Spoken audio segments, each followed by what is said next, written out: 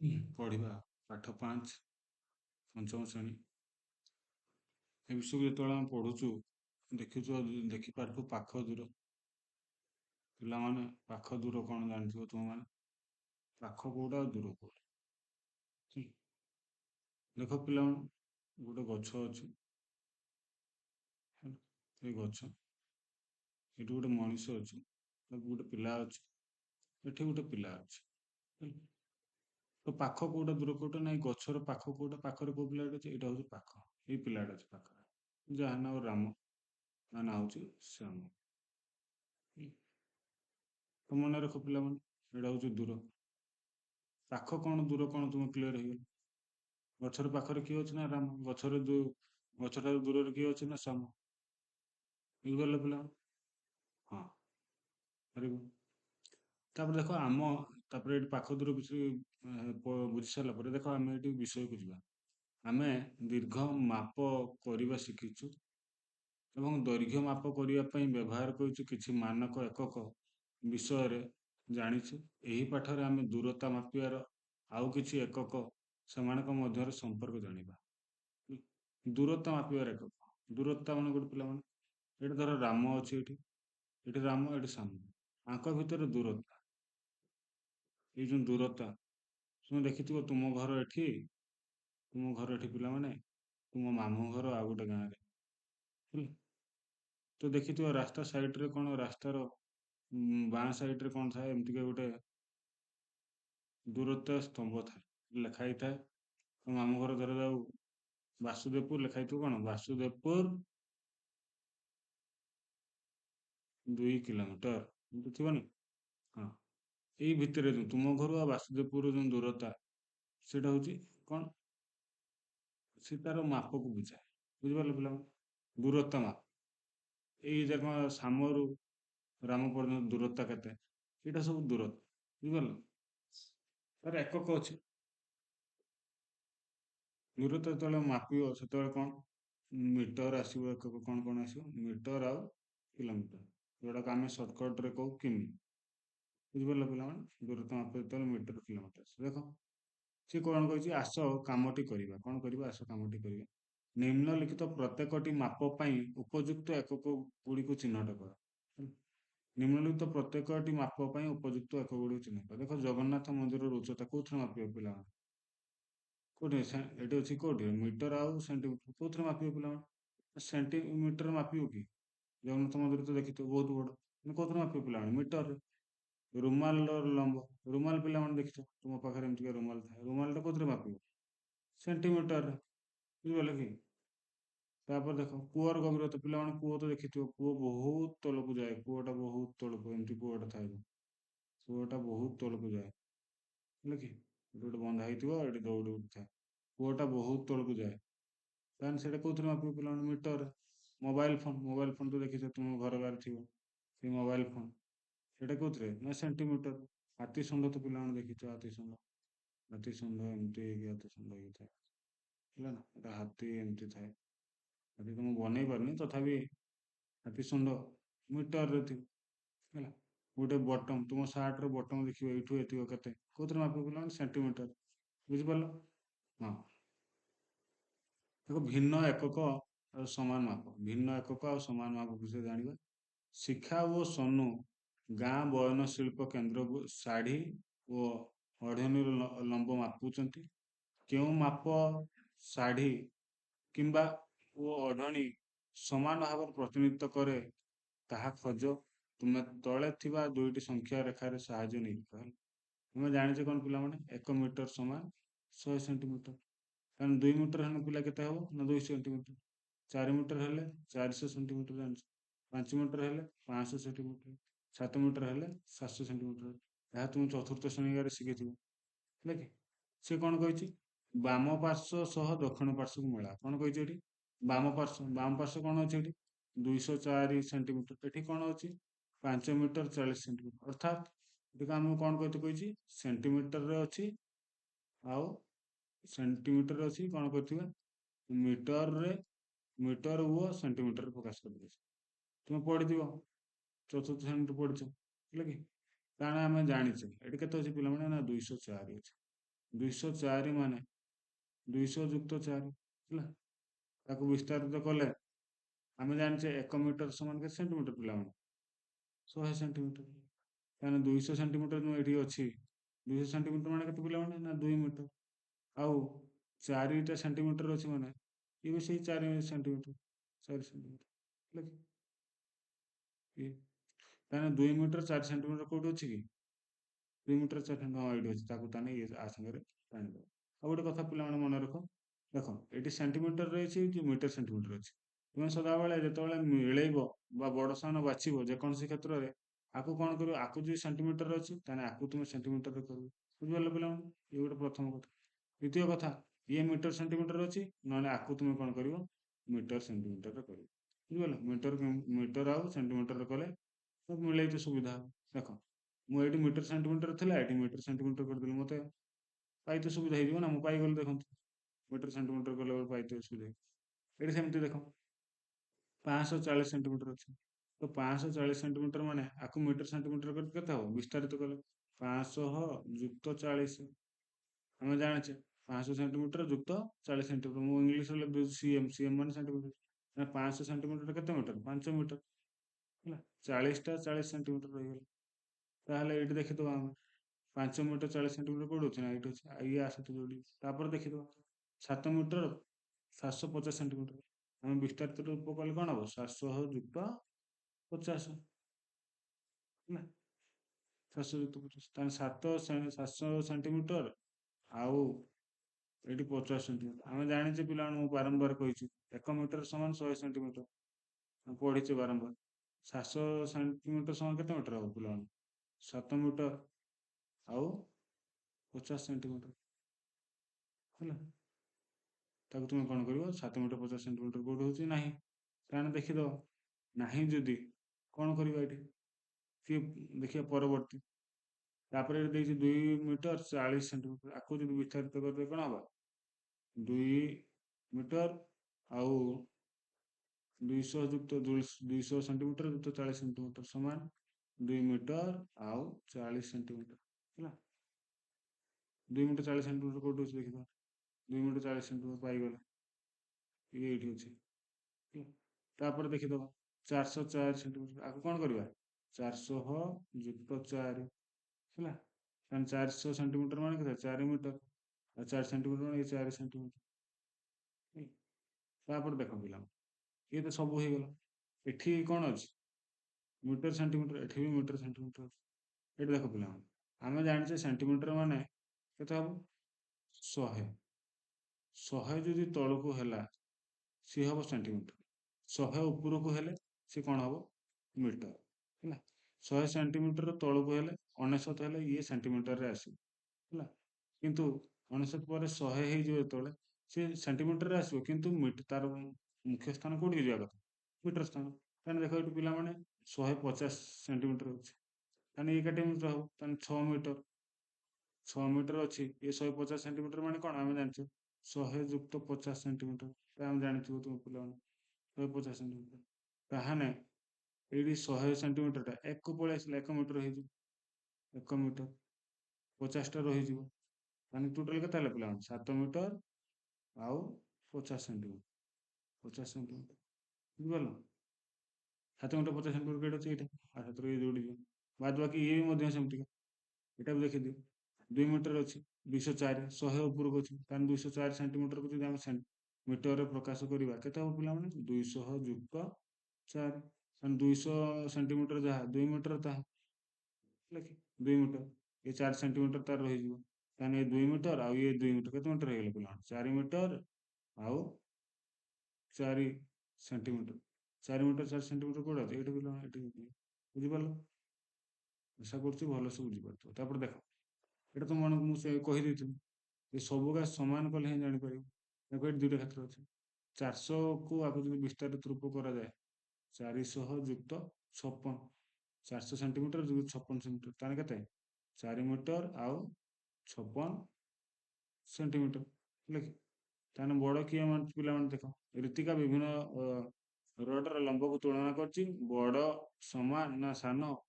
এই ଚିହ୍ନକୁ ବ୍ୟବହାର କର। ତାହେଲେ କିଏ ବଡ଼? 4 ମିଟର 56 ସେଣ୍ଟିମିଟର ବଡ଼ ନା 5 ମିଟର ବଡ଼? ନା ସାର୍ 5 ମିଟର ବଡ଼। ତାହେଲେ ଇଏ ବଡ଼ ତା ଆଡ଼କୁ ଚିହ୍ନ। ତାପରେ ଦେଖ ଏଠି ପିଲାମାନେ 255 ସେଣ୍ଟିମିଟର 200 ସେଣ୍ଟିମିଟର। 200 ଆଉ 55 ମିଶେଇ ଦବ। 200 ଯୁକ୍ତ 55 କେତେ ହବ ପିଲାମାନେ? 255 ସେଣ୍ଟିମିଟର। ମୁଁ ଜାଣିଲି। ଏଠି 200 ଯୁକ୍ତ 54 ତାହେଲେ କେତେ ପିଲାମାନେ? 254 ସେଣ୍ଟିମିଟର। ଏଠି ବି ସେଣ୍ଟିମିଟର ଅଛି, ଏଠି ବି ସେଣ୍ଟିମିଟର ଅଛି, ଆଉ କିଛି ମିଟର ସେଣ୍ଟିମିଟର କରିବା ଦରକାର ନାହିଁ। ହେଲା, ତୁମେ ଜାଣିଥିବ 255 ବଡ଼ ନା 254 ବଡ଼ ନା 255। ବୁଝିପାରିଲ? ଏଠି ଦେଖ ପିଲାମାନେ 6 ମିଟର 5 ସେଣ୍ଟିମିଟର, ଏଠି 6 ମିଟର 50 ସେଣ୍ଟିମିଟର। ବଡ଼ କିଏ? ମିଟର ମିଟର ଏଠି 6 ମିଟର, ଏଠି 6 ମିଟର ଅଛି, ଜାଣିପାରିବାନି। ଇଏ 5 ସେଣ୍ଟିମିଟର, ଇଏ 50 ସେଣ୍ଟିମିଟର। ବଡ଼ କିଏ? ନା 50 ସେଣ୍ଟିମିଟର। କିଛି ଆବଶ୍ୟକ ନାହିଁ ପରିବର୍ତ୍ତନ। ଏଠି ଦେଖ ପିଲାମାନେ 2 ମିଟର 150 ସେଣ୍ଟିମିଟର ଆଉ 3 ମିଟର 3 ମିଟର 50 ସେଣ୍ଟିମିଟର। ଦେଖ ମୁଁ ଏଇଠି କହୁଛି 100ରୁ ପାରି ଯାଇଛି, ମାନେ ଆକୁ ତୁମେ କଣ କରିବ? ସେଣ୍ଟିମିଟରକୁ ନେବ। କାରଣ 2 ମିଟର ତ 2 ମିଟର ଜାଗାରେ ରହିଲା। 150 ଯେଉଁ ଅଛି ସେଣ୍ଟିମିଟର, ତାକୁ ଯଦି ବିସ୍ତାରିତ କରିଦେବେ କଣ? 100 ଯୁକ୍ତ 50। ତାହେଲେ 100ଟା ହେଲେ କଣ ହବ? 1 ମିଟର। ହେଲା, ଇଏ 2 ମିଟର ଆଉ ଇଏ 1 ମିଟର। ସରି, ଇଏ 2 ମିଟର ଇଏ 1 ମିଟର କେତେ ହେଲା? 3 ମିଟର। ଇଏ 50 ସେଣ୍ଟିମିଟରରେ ରହିଗଲା। 2 ମିଟର 50 ସେଣ୍ଟିମିଟର। ଏଠି ବି ସରି 3 ମିଟର 50 ସେଣ୍ଟିମିଟର, 3 ମିଟର 50 ସେଣ୍ଟିମିଟର। ତାହେଲେ କଣ ହେଲେ? ସମାନ ହେଇଗଲେ। ଠିକ ସେମିତି ଏଠି ଦେଖ ପିଲାମାନେ 238 ସେଣ୍ଟିମିଟର ଅଛି। ଆକୁ ତୁମେ 200 ସେଣ୍ଟିମିଟର କରିବ। ଏଇ ଇଏ ତ ସେଣ୍ଟିମିଟର ଅଛି, ଏଇଠି ଏଇଟାକୁ ସେଣ୍ଟିମିଟର କରିବ। ତାହେଲେ 1 ମିଟରକୁ ସେଣ୍ଟିମିଟର କଲେ କଣ ହବ? 100 ସେଣ୍ଟିମିଟର। ଇଏ 100 ସେଣ୍ଟିମିଟର, ଇଏ 138 ସେଣ୍ଟିମିଟର। ତାହେଲେ ମିଶିଗଲେ କେତେ ହବ ପିଲାମାନେ? 238 ସେଣ୍ଟିମିଟର। ହେଲା, ତାହେଲେ ଏଠି କୋଉ ଚିହ୍ନ ଲାଗିବ? ଏପଟେ ଯାହା ଏପଟେ ତାହା, ତାମାନେ କୋଉ ଚିହ୍ନ ଲାଗିବ? ସମାନ। ବୁଝିପାରିଲ? Very good. ତାପରେ 2 ନମ୍ବରକୁ ଯିବା। 2 ନମ୍ବର କଣ ଦେଇଛି? ବିଶ୍ୱର ସବୁଠାରୁ ଉଚ୍ଚ ପ୍ରତିମୂର୍ତ୍ତି। ବିଶ୍ୱର ସବୁଠାରୁ ଉଚ୍ଚ, ଦେଖ ଏଠି ଏକତା ପ୍ରତିମୂର୍ତ୍ତି କେତେ ଅଛି? 182 ମିଟର। ତାପରେ କଣ ଅଛି? ସ୍ପ୍ରିଙ୍ଗ ଟେବୁଲ ବୁଦ୍ଧ ଜୈନ ପ୍ରତିମୂର୍ତ୍ତି 128 ମିଟର। ତାପରେ କଣ ଅଛି? ଗୁଆ ନିଅନ ଅଫ ନନସାନ ଚୀନ, ଇଏ କେତେ ଅଛି? 108 ମିଟର। ଲିବର୍ଟ ମୁକ୍ତ ସ୍ତମ୍ଭ 93 ମିଟର। ଦି ମଦରଲାଣ୍ଡ ରୁଷିଆର 91 ମିଟର। ତାପରେ କଣ ଏଠି ଅଛି? ଖ୍ରୀଷ୍ଟ ବି ରିଡିମର ବ୍ରାଜିଲ 38 ମିଟର ଅଛି। ବୁଝିପାରିଲ? ଏସବୁ ପ୍ରତିମୂର୍ତ୍ତି ଅଛି। ବୁଝିପାରିଲ ପିଲା? ଦେଖ, ବିଶ୍ୱର ସବୁଠାରୁ ଉଚ୍ଚ ପ୍ରତିମୂର୍ତ୍ତି ଓ ଲିବର୍ଟ ପ୍ରତିମୂର୍ତ୍ତି ଉଚ୍ଚତା ମଧ୍ୟରେ ପାର୍ଥକ୍ୟ କେତେ? ବିଶ୍ୱର ସବୁଠାରୁ ଉଚ୍ଚ ପ୍ରତିମୂର୍ତ୍ତି କିଏ? ଏକତା ପ୍ରତିମୂର୍ତ୍ତି। ଦେଖ ଏଇ ଚିତ୍ର ଭିତରେ ବଡ଼ କିଏ? ନା ଏକତା ପ୍ରତିମୂର୍ତ୍ତି। ହେଲା, ଆଉ ଲିବର୍ଟ ପ୍ରତିମୂର୍ତ୍ତି, ଲିବର୍ଟ ପ୍ରତିମୂର୍ତ୍ତି କୋଉଟା? ଏଇଟା ଲିବର୍ଟ ପ୍ରତିମୂର୍ତ୍ତି। ଏଇଟା ଇଏ ସବୁଠାରୁ ଉଚ୍ଚତା ପ୍ରତିମୂର୍ତ୍ତି କୋଉଟା? ଇଏ। ହେଲା, କେତେ ପାର୍ଥକ୍ୟ? ପାର୍ଥକ୍ୟ ମାନେ କଣ? ଆକୁ ଆକୁ ବିୟୋଗ କରିବ। ଏଇ ଦୁଇଟା ଲିବର୍ଟ, ଏକଦାରୁ ଲିବର୍ଟ ବିୟୋଗ କରିଦେବ। ତାହେଲେ ଏକଦା କେତେ ଅଛି ପିଲାମାନେ? 182 ମିଟର। ଲିବର୍ଟ କେତେ ଅଛି? ନା 93 ମିଟର। ତାକୁ ବିୟୋଗ କରିଦେଲେ କଣ ହବ? 12 ରୁ 3 ଗଲେ 9। ଏଥିରେ ରହିଲା କେତେ? 7। 17 ରୁ 9 ଗଲେ 9 8 17, ଏତିକି ମିଟର। କେତେ ପାର୍ଥକ୍ୟ ପିଲାମାନେ? ନା 8 ଏତିକି ମତେ ପାର୍ଥକ୍ୟ କେତେ? କେତେ ଉଞ୍ଚାର ପାର୍ଥକ୍ୟ? 99 ମିଟର। କେତେ ପିଲାମାନେ? 99 ମିଟର। ବୁଝିପାରିଲ? ହଁ, ଭେରି ଗୁଡ। କେଉଁ ପ୍ରତିମୂର୍ତ୍ତି ଉଚ୍ଚତା ମଧ୍ୟରେ ସର୍ବନିମ୍ନ? କେଉଁ ପ୍ରତିମୂର୍ତ୍ତି ଗୁଡ଼ିକର ଉଚ୍ଚତା ମଧ୍ୟରେ ସର୍ବନିମ୍ନ ପାର୍ଥକ୍ୟ ରହିଛି? ସବୁଠାରୁ କମ ପାର୍ଥକ୍ୟ କିଏ ମୂର୍ତ୍ତିର ସବୁଠାରୁ କମ ପାର୍ଥକ୍ୟ ରହିଛି? କୋଉ କୋଉ ମୂର୍ତ୍ତି ହବ ପିଲାମାନେ? ଦେଖ ଏଠି 93, ଏଠି 91, ଦେଖିକି ବି ଜାଣିପାରିବେ। ଆଙ୍କ ଭିତରେ ପାର୍ଥକ୍ୟ କଣ? ଏଇ ଦିଟାକୁ ବିୟୋଗ କରିଦେଲେ 182 ବିୟୋଗ କରିଦେଲେ ଏ ବହୁତ ବାଟ। କମ ପାର୍ଥକ୍ୟ କୋଉଟା ହବ? ଦେଖ 93 ଅଛି, 91 ଅଛି, ତାହେଲେ କୋଉଟା? ଲିବର୍ଟ ଆଉ ଦି ମଦରଲାଣ୍ଡ କୁଲ। ରିବୋଟ ଆଉ ଦି ମଦରଲାଣ୍ଡ କେତେ ଅଛି? 93 ମିଟର ଆଉ 91 ମିଟର। ବିୟୋଗ କଲେ କେତେ? 2 ମିଟର ବାହାରୁଛି ପିଲାମାନେ। 93 ମିଟର ଆଉ 91 ମିଟର। ସବୁଠାରୁ କମ 2 ମିଟର। କମ ପାର୍ଥକ୍ୟ, ଆଠୁ କମ, ସବୁଠାରୁ କମ କାହା ମଧ୍ୟରେ ପାର୍ଥକ୍ୟ ଅଛି? ତାହେଲେ କଣ ହବ ଏଇଟା? ଲିବର୍ଟ ଆଉ ଫୋନ ନମ୍ବର, ଲିବର୍ଟ ଆଉ ଦି ମଦରଲାଣ୍ଡ। ଲିବର୍ଟ ଓ ଦି ମଦରଲାଣ୍ଡ କଲୁ। ହେଲା, କେଉଁ କେଉଁ ପ୍ରତିମୂର୍ତ୍ତି ଗୁଡ଼ିକର ଉଚ୍ଚତା ମଧ୍ୟରେ ସର୍ବାଧିକ ପାର୍ଥକ୍ୟ ଅଛି? ସବୁଠୁ ଅଧିକା କାହା ଭିତରେ ଅଛି? ସେଇଟା ଜାଣିପାରିବ। ସବୁଠାରୁ ଅଧିକ ପାର୍ଥକ୍ୟ କାହା ମଧ୍ୟରେ ହବ? ଏକଦା ପ୍ରତିମୂର୍ତ୍ତି ଆଉ ଖ୍ରୀଷ୍ଟ ପ୍ରତିମୂର୍ତ୍ତି। ସବୁଠାରୁ ବଡ ଆଉ ସାନ ଭିତରେ ସବୁଠାରୁ ଅଧିକ ହେଇଥିବ। ତାହେଲେ କିଏ ହବ? ଏକଦା ଆଉ एकता प्रतिमूर्ति आउ वो किए ख्रीष्ट दी रेडिंगटन ଖ୍ରୀଷ୍ଟ ଏଟା ନିଅ ବାବୁ। ଖ୍ରୀଷ୍ଟ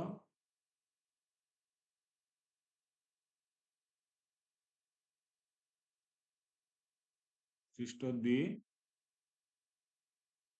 ରିଡି ମୋର ଏଇ ଭିତରେ ସବୁଠାରୁ ଅଧିକ ଅଛି ହେଲା।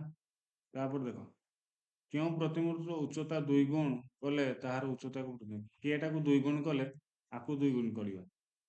ଆଉ ଗୋଟେ 38 ରୁ 2 ଗୁଣ କଲେ କେତେ ବାହାରିବ 2 ଅଷ୍ଟମ 16 ରୁ 6 2 3 କେତେ 6 1 7 76 ମିଟର ଆଉ 2 ଗୁଣ କିଛି ଅଛି କି ନାହିଁ। ତାପରେ ଆକୁ 2 ଗୁଣ କରିବା 91 କୁ 2 ଗୁଣ କରିବା 91 କୁ 2 ଗୁଣ କଣ 2 କେ 2 2 ନୁ 8 ଆକୁ ପାଇଗଲେ କେତେ କାହାକୁ ଦି ମଦରଲ୍ୟାଣ୍ଡ କୁ ଦ୍ୱିଗୁଣିତ କଲେ ଏକଦା ପ୍ରତିମୂର୍ତ୍ତି ପାଇପାରିବେ ବୁଝିପାରିଲ। କାହାକୁ କେଉଁ ପ୍ରତିମୂର୍ତ୍ତି ନା ଦି ମଦରଲ୍ୟାଣ୍ଡ ପ୍ରତିମୂର୍ତ୍ତି ଉଚ୍ଚତା 2 ଗୁଣ କଲେ ତାର ଉଚ୍ଚତା ଏକଦା ପ୍ରତିମୂର୍ତ୍ତି ସହିତ ସମାନ ହଉଛି ଆ ସାଙ୍ଗରେ ସମାନ ହଉଛି ନା ନାଇଁ। ଦି ମଦରଲ୍ୟାଣ୍ଡ କୁ ଦେଖ ଏଇଠି କହିଲି 182 ମିଟର କାହାକୁ ଦି ମଦରଲ୍ୟାଣ୍ଡ କଲୁ ବୁଝିପାରିଲ ପିଲା ଆକୁ ଯଦି ତୁମେ କରିବ ତାହେଲେ ପାଇପାରିବ ହେଲା।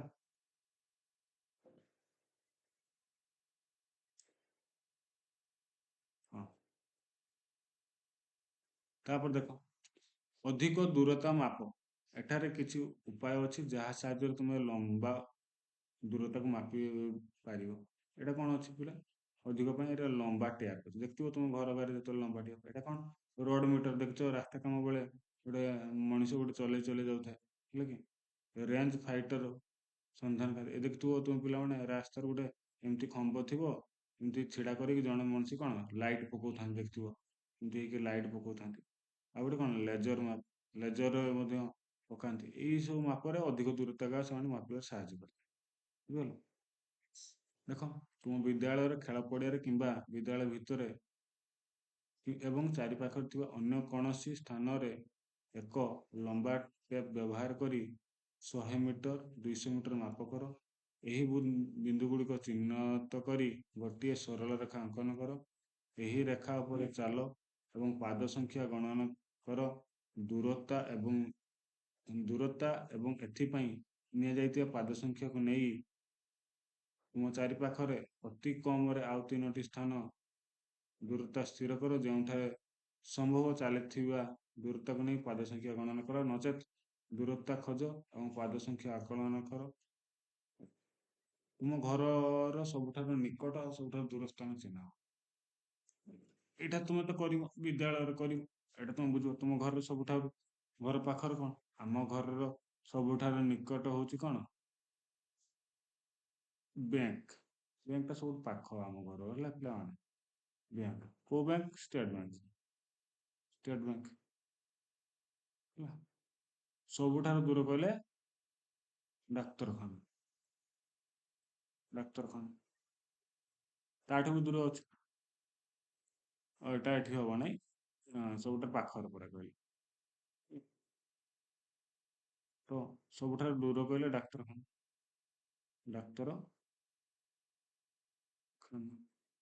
ହେଲା। ପାଇଥିବା ଦୂରତା ଗୁଡିକ ଊର୍ଧ୍ୱକ୍ରମରେ ଲେଖ ତୁମେ ଯୋଉ ପାଇଥିବ ବିଦ୍ୟାଳୟରେ ଗୋଟେ ଏଇଠି ତୁମେ ଯୋଉ ପାଇଥିବ ଦୂରତା ଦେଖ ଲମ୍ବାଟେ 100 ମିଟର 200 ମିଟର ଯାହା ଗୋଟେ ସ୍ଥାନରୁ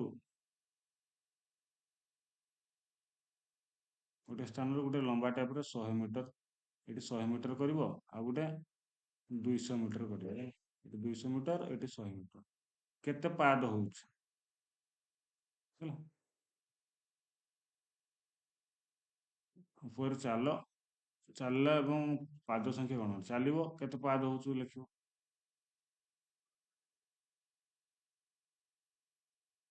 3ଟା ଜାଗାରେ ଏଠି ଏମିତିକା କେତେଟା ଇଏ ଗୋଟେ ଜାଗା ହେଲା ଆଉ ଗୋଟେ ସେମିତିକା ଆଉ 3ଟା ଜାଗାରେ ଏଠି ଗୋଟେ ଜାଗା କରିବ ହେଲା 200 ମିଟର ଆଉ ଗୋଟେ ଏଇଠୁ ଆଡକୁ କରିବ 3ଟା ଜାଗାରେ କେତେ ପାଦ ହଉଛି ଏଇଠୁ ଏତିକ କେତେ ପାଦ ଏଇଠୁ ଏତିକ କେତେ ପାଦ ଏଇଠୁ କେତେ ପାଦ ହଉଛି ସେଇଟା ତୁମେ କଣ କରିବ ଲେଖିବ ବୁଝିଲ ପିଲାମାନେ। ତୁମ ଘରଠାରୁ 1000 ମିଟର କିମ୍ବା ତାଠାରୁ ଅଧିକ ଦୂର ଥିବା ଏକ ସ୍ଥାନର ନାମ କୁହ। ତୁମ ଘରଠାରୁ ଆମେ ଜାଣିଛେ କଣ 1000 ମିଟର ମାନେ 1 କିଲୋମିଟର, ଆମେ ଜାଣିଛେ। ତାଠୁ ଅଧିକ କିଏ? ମୋ ମାମୁଁ ଘର ଲାଗିଥିବ। ତୁମର ମାମୁଁ ଘର ଯେହେତୁ ବହୁତ ଦୂର ହେଇଥିବ, ତାର ପାଖ ହେଇଥିବ ଲେଖିବନି, ଦୂର ହେଇଥିବ ଲେଖିବ ମାମୁଁ ଘର ଲାଗିଥିବ। ମାମୁଁ ଘର କୋଉଠି? ଚଟାଣି ସାହି ଲାଗିଥିବ। କୋଉଠି? ଚଟାଣି ସାହି। ଚଟାଣି ସାହି, ଭେରି ଗୁଡ। ଦେଖ ଆମେ 1000 ମିଟର ଚାଲିଲେ 1 କିଲୋମିଟର ଚାଲୁଛୁ ବୋଲି କହିଥାଉ। ତା ମାନେ ପିଲାମାନେ କଣ ଯେ 1000 ମିଟର ଯାହା 1 କିଲୋମିଟର ତାହା। କିଲୋ କହିଲେ 1000କୁ ବୁଝାଯାଏ, ଏଠି କହିଥିଲି। ଯେତେବେଳେ ମିଟର କହିଲି 100କୁ ବୁଝାଯାଏ। ସେଣ୍ଟିମିଟର କହିଲେ 10କୁ ବୁଝାଯାଏ, ହେଲା ନା? ଦଶକ ସ୍ଥାନ, ବୁଝିପାରିଲ କି? ଏହି ଏକକଟି ଲମ୍ବା ଦୂରତା ମାପିବା ପାଇଁ ଏକକ ବ୍ୟବହାର କରାଯାଏ। ଏଇଟା ତାନେ କିଲୋମିଟର କୋଉଠି ବ୍ୟବହାର କରାଯାଏ? ଲମ୍ବା ଏକକ ମାପିବା ପାଇଁ ବ୍ୟବହାର କରାଯାଏ। ପିଲାମାନେ ବୁଝିଲ? ହଁ, ଭେରି ଗୁଡ। ତାହେଲେ ଏଇଠି ପିଲାମାନେ ଦେଖ ଦେଇଛି ଗୋଟେ ଦୌଡିର ଲମ୍ବ 1000 metre, 100 metre, 10 metre, 200 metre, 500 metre, 250 metre. ତାହେଲେ 1 କିଲୋମିଟର ପାଇବା ପାଇଁ ଆବଶ୍ୟକ ଦୌଡି ସଂଖ୍ୟା କେତେ? ପିଲାମାନେ ବୁଝିପାରିଲ? ତାହେଲେ 1 କିଲୋମିଟର ପାଇବା ପାଇଁ କେତେଟା 1000 ମିଟର ଦରକାର? ଗୋଟିଏ। ଗୋଟେ ଦୌଡ଼ି ଦରକାର। ତାହେଲେ କେତେଟା 100 ମିଟର ହେଲେ 1 କିଲୋମିଟର ହବ? ଆମେ ଜାଣିଛେ 1 କିଲୋମିଟର ମାନେ 1000। ତାହେଲେ କେତେଟା 100 ହେଲେ 1000 ହବ? 10ଟା। 10ଟା ଦୌଡ଼ି ଦରକାର, ହେଲା କି? କିନ୍ତୁ 10 ମିଟର, 10 ମିଟର କେତେଟା 10 ହେଲେ ଯାଇକି 1000 ହବ? ନା, 100ଟା 10, ହେଲା କି? କେତେଟା 200 ହେଲେ ଯାଇକି 1000 ମିଟର ହବ? 5ଟା, ପିଲାମାନେ ଜାଣିଛ। କେତେଟା 500 ମିଟର ହେଲେ ଯାଇକି ଦିଟା 500, 500 ଯୁକ୍ତ 500, ତାହେଲେ ଦିଟା 500। କେତେଟା 250 ମିଟର ହେଲେ ଯାଇକି 250 ହବ? କେତେଟା? 4ଟା, ପିଲାମାନେ 4। ବୁଝିପାରିଲ? ମୁଁ ଆଶା କରୁଛି ବୁଝିପାରୁଥିବ। ଟଙ୍କା ପଇସା ହିସାବ ଭଳିଆ, ହେଲା। ତାପରେ ପିଲାମାନେ ଯିବା ଆମେ,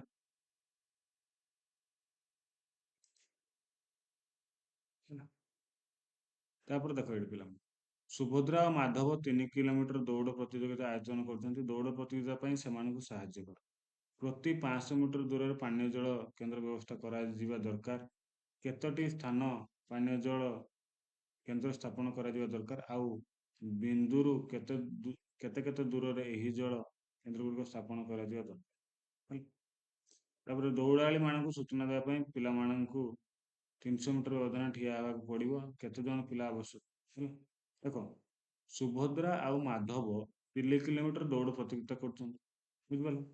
ପ୍ରତି 500 ମିଟର, 3 କିଲୋମିଟର ମାନେ ଏଇଠୁ ଧର ଆରମ୍ଭ କଲେ, ଏଇଠୁ ହଉଛି 3 କିଲୋମିଟର। ତୁମେ ଜାଣିଛେ 3 କିଲୋମିଟର ମାନେ କେତେ ପିଲାମାନେ? 3000 ମିଟର, ବୁଝିପାରିଲ? ଏତିକି ମନେ ରଖିଥିବ। 1 କିଲୋମିଟର ମାନେ 1000, 2 କିଲୋମିଟର ମାନେ 2000, ଆଉ 3 କିଲୋମିଟର ମାନେ 3000। ଏତିକି ମନେ ହେଇଥିବ। 1 କିଲୋମିଟର 1000, 3 କିଲୋମିଟର 3000। ପ୍ରତି 500 ମିଟର, ତାହେଲେ ଏଇ ଗୋଟେ 500, ଏଇ ଗୋଟେ 500, ଦିଟା 500, ଏଇ ଗୋଟେ 500, ତିନିଟା, ଇଏ ହଉଛି 4ଟା, ଇଏ ହଉଛି 5ଟା, ଗୋଟେ 6, ହେଲା କି? ତ ଦୂର ଦୂର ଟିକେ ନବା, ଆଉ ଥରେ ନବା। ଦୂର ଦୂର ହେଲେ ଟିକେ ଜାଣିପାରିବ, ହେଲା। ଏଠି ହେଲା 1, ଏ 2, ଏ 3, ଏ 4, ଏ 5, ଏ 6। ପ୍ରତି 500 ମିଟର, ଏଠି 500 ମିଟର, ହେଲା। ଏଠି 500 ମିଟର, ଏଠି 500 ମିଟର।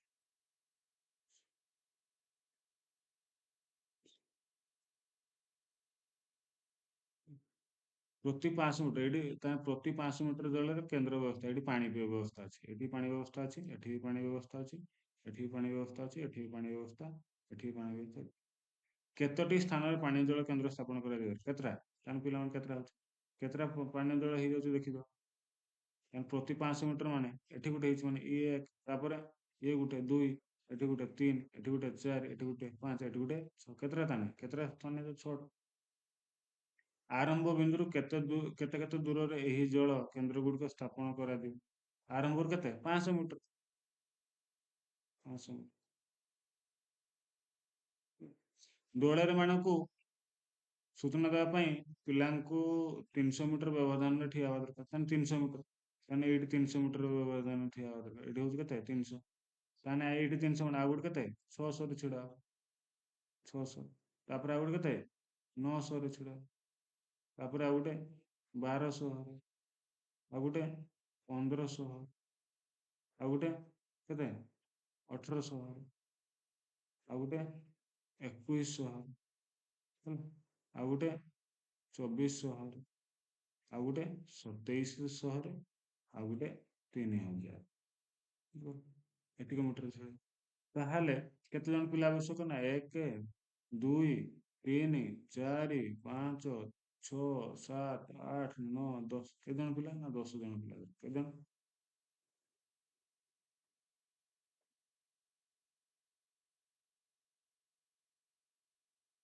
ହୁଁ।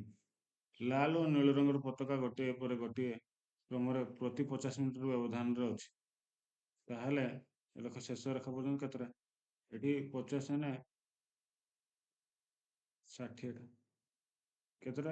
କେତୋଟି ଲାଲ? 60ଟା। ହେଲା, 60। ଏଟା ତୁମେ ନିଜେ କରିବ। କହିଦେଇଛି, ତଥାପି ତୁମେ ମାନେ ନିଜେ କରିବ।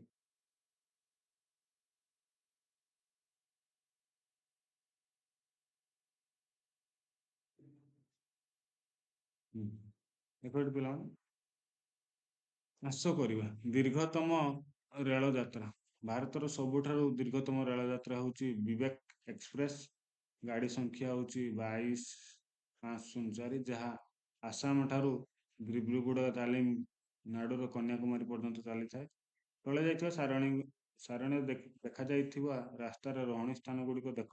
ପ୍ରଶ୍ନ ଗୁଡିକର ଉତ୍ତର ଦିଅ। ହେଲା, ତାହେଲେ କେଉଁ ଟ୍ରେନ ଚାଲିଛି? ବିବେକ ଟ୍ରେନ। ହେଲା, ରହଣୀ ସ୍ଥାନ 9ରେ ରହୁଛି। 9ରେ କୋଉଠି ରହୁଛି? ରହଣୀ ସ୍ଥାନ ନମ୍ବର 9 ରହୁଛି କୋଉଠି? ଦିମାପୁର। ଦୂରତା କେତେ? 306।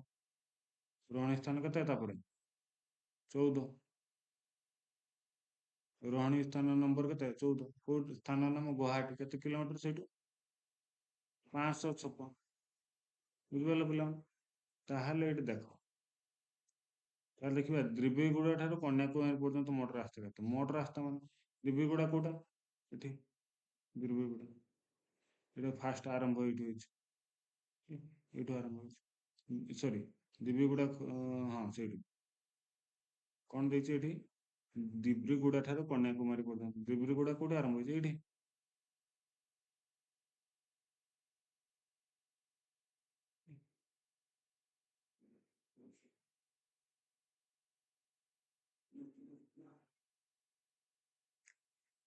ଦିବ୍ରୁଗଡ ଠାରୁ ଦିମାପୁର ଦୂରତା କେତେ? 306।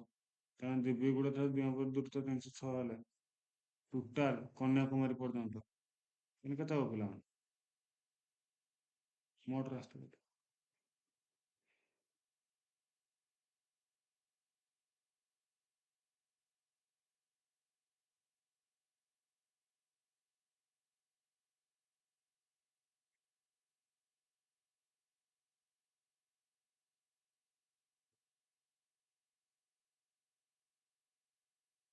ହୁଁ। ଦିବ୍ରୁଗଡା ଠାରୁ ଦୂରତା, ଦିବ୍ରୁଗଡ ଠାରୁ ଦିମାପୁର ର ଦୂରତା ହଉଛି 306। ଦିବ୍ରୁଗଡ ଠାରୁ ଗୁଆହାଟୀର ଦୂରତା ହଉଛି କେତେ? 65। ସେଇପରି ଭାବରେ ଦିବ୍ରୁଗଡ ଠାରୁ କନ୍ୟାକୁମାରୀ ପର୍ଯ୍ୟନ୍ତ ଦୂରତା କେତେ ହବ ପିଲାମାନେ? ଦିବ୍ରୁଗଡ ମାନେ ଶୂନ, ଦୂରତା ହବ ଟୋଟାଲ ହବନି। ଏଇଠି ଏତିକି ପର୍ଯ୍ୟନ୍ତ ଯେତିକି ଲାଷ୍ଟ ଶୂନ ରହିଛି ମାନେ 4187। କେତେ ହବ ତାହେଲେ ପିଲାମାନେ? 4187 କିଲୋମିଟର। ବୁଝିପାରିଲ? ହଁ। ବିଜୟବାଡା ଠାରୁ ଜୟପାଇଗୁଡା ପର୍ଯ୍ୟନ୍ତ ରାସ୍ତା କେତେ? ବିଜୟବାଡା ଆଉ ଜୟପାଲି ରାସ୍ତା କେତେ? ତାହେଲେ ଏଇଠୁ, ଓ ସରି, ବିଜୟବାଡା ଟୁ ଜୟପାଲି। ବିଜୟବାଡା ଜୟପାଲି ରୋଡ ଏଇଟା। ବିଜୟବାଡା କେତେ ଏଇଟା? ସରି, 1 ନମ୍ବରଟା ଭୁଲ ହେଇଗଲା। 1 ନମ୍ବରଟା ସବୁକା ପିଲାମାନେ ମିଶେଇବା ହେଲା। 1 ନମ୍ବରଟା ସବୁ ମିଶେଇବ। ସବୁ ମିଶେଇବ। ସବୁ ମିଶେଇଲା ପରେ ଯାହା ବାହାରିବ ଉତ୍ତର ତାହା ହିଁ ହବ। ହେଲା। 1 ନମ୍ବର ହଉଛି ସବୁକା ମିଶାଯିବ ପିଲାମାନେ। ଟିକେ ଖାଲି ରହିବ।